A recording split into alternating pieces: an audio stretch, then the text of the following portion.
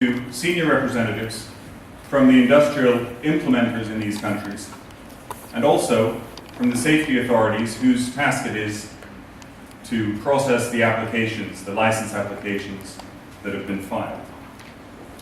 We'll also hear from a senior EU representative how other member states are addressing the planning demands placed on them by the new Nuclear Waste Directive.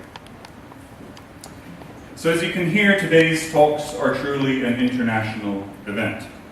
In addition to the distinguished speakers that I just mentioned, we have participating guests in the audience from Hungary, Switzerland, the UK, Germany, Spain, and of course France, Finland, and Sweden. And when I say Sweden, I don't only mean here from Stockholm. We also have several guests and representatives of the two municipalities where SKB is hoping and planning to build the final repository for spent fuel and the encapsulation plant, Östhammar and Oskarshamn.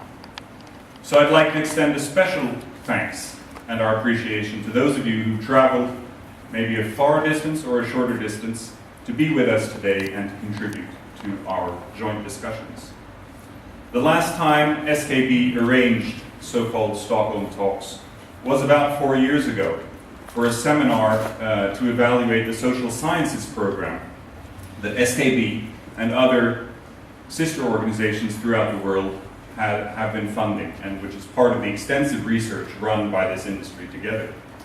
I joined SKB about a year ago, and it strikes me how the nuclear waste management industry is one where so much international cooperation has taken place over the years, over decades, in fact. I think the challenges, both on the technical side, but also in the site selection process, brings us together as an industry. Exchange of knowledge and experience is essential, not only for pushing and progressing our programs forward, but equally as much for the sake of nuclear safety, which is our main task.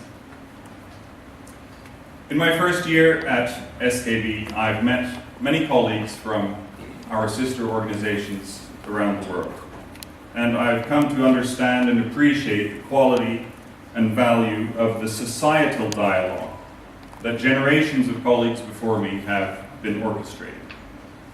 And in a way, I was part of this dialogue long before I came to SKB. I remember as a school child in the 1980s visiting the Barsebäck power station and being told not only about electricity generation, but also about the plans that the industry had then about managing the back end of the fuel cycle. And I think this shows the long-term nature of our industry and our challenge, and the fact that there really aren't any shortcuts when it comes to building trust and knowledge. It's long, hard work that passes from one generation to the next, almost like building a cathedral, and we're all part of it. And now 3 countries are approaching another milestone. Sweden and Finland have submitted their applications to construct a final repository for spent fuel in 2011 and 2012 respectively. France will be doing the same in 2015. I think it's fair to say that these licensing processes are a challenge, both for the industry and for the safety and environmental reviewing authorities that are processing the applications, for several reasons, of course. It's extensive documentation, thousands of pages. It's the first time we're doing this, and the projects leading to these applications have been spanning over decades, just to mention a few of the aspects which make this work particularly challenging. So let's listen to what the industry and the authorities from these countries and the EU have to say. But please, don't only listen. I want everybody to take active part and ask questions, use the coffee breaks to connect with each other and learn from each other, as I know you will. And with this, I wish us all a fruitful day. I hope we'll have fun as well. And now I'd like to hand over the floor to our moderator, Mr. Carlos Torres. Warmly welcome. Thank you.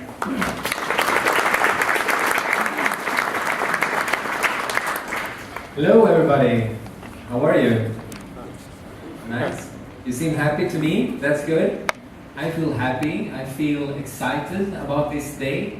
not only because I am supposed to lead you through all these magnificent hours that we're going to have together talking about this important matter, what to do with the nuclear waste and how the most developed programs look as of today.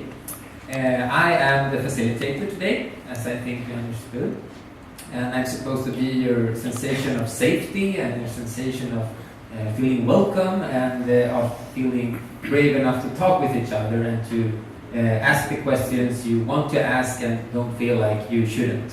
Okay?